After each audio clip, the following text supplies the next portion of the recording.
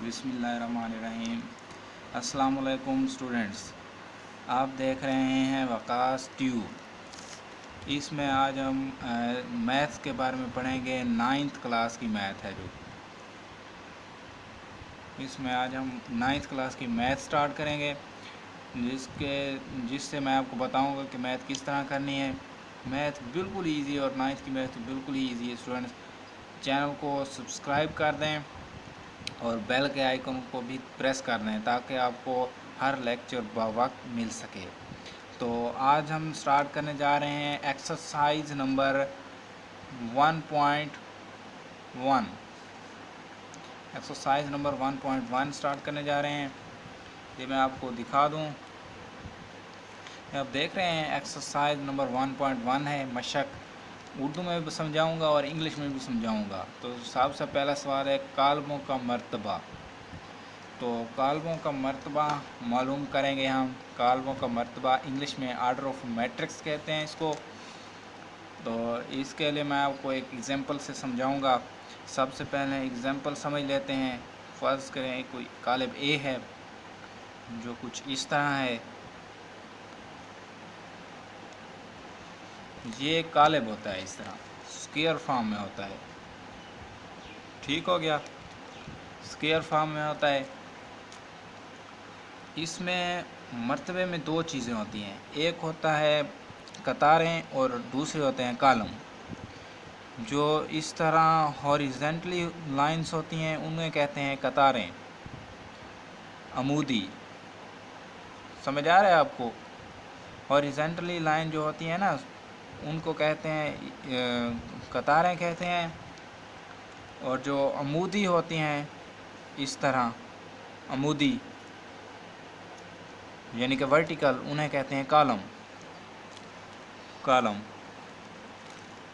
तो मर्तबा कतारें और कॉलम मिला के बनाया जाता है। तो अब ये देखें, एक और दो, दो कतारें हैं,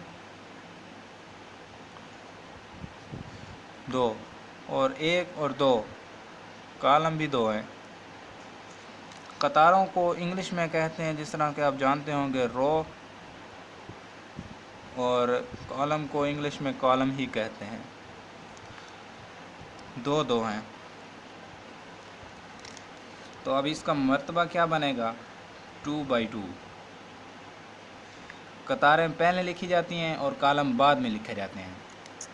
तो ये इसका मर्तबा बन गया। अब हम चलते हैं क्वेश्चन की तरफ।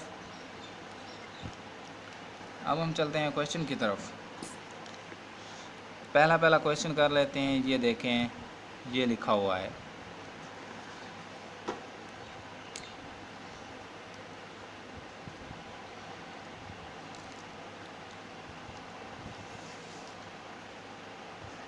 तो अब आपने बताना है कि मुझे कि इसका मर्तबा क्या है। मैं लिख लेता हूँ कतारें, फिर कॉलम। तो अब इसकी कतारें और कॉलम कितने हैं ये देखें, एक, दो, दो हो गई, एक और दो, दो ये हो गए, दो हो गए। तो इसका मर्तबा यानी कि अब हम लिख भी सकते हैं, कालब ए का मर्तबा 2/2 है। तो ये इसका जवाब है, ये इसका आंसर है। ये क्वेश्चन नंबर 1 था, एक्सरसाइज नंबर 1 का। आपको अगर इसमें किसी भी तरह की कन्फ्यूजन हो तो आप कमेंट्स कर सकते हैं। अगली वीडियो में मैं फिर समझा दूंगा। तो एक बार इसको वीडियो को दोबारा देख लीजिएगा ताकि आपको बिल्कुल सही समझ आ जाए, और प्रैक्टिस लाजमी कीजिएगा। प्रैक्टिस के अलावा रियाजी नहीं आती। प्रैक्टिस लाजमी कीजिएगा क्योंकि प्रैक्टिस के अलावा रियाजी बिल्कुल भी नहीं आती। क्वेश्चन नंबर 2 भी इसी से रिलेटेड है, वो कर लेते हैं।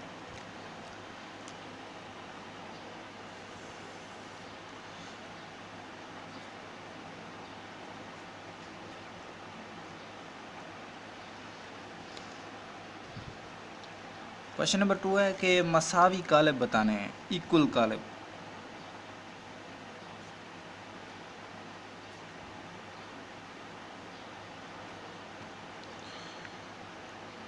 मसावी कालिब वो होते हैं जिनका मर्तबा एक जैसा हो।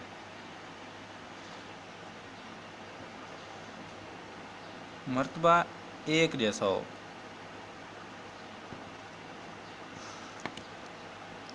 ऐसा कालिब जिसका मर्तबा एक जैसे हों वो आपस में मसावी कालब होते हैं। बुक से अब हम देख लेते हैं कि कौन से कालब आपस में मसावी हैं। तो अब आप देख रहे हैं इनमें से कालब, जो कालब ये देख रहे हैं आप, कालब बी ये है। और अब मैं आपको दिखाता हूँ ये कालब डी, एक कतार, इसकी भी एक कतार, एक दो कालब, इसके भी एक और दो कालम हैं। तो इस तरह आप देखेंगे हम कि कालब जो बी है वो है 3 और 5। इस तरह कालब डी जो है 5 और 3। तो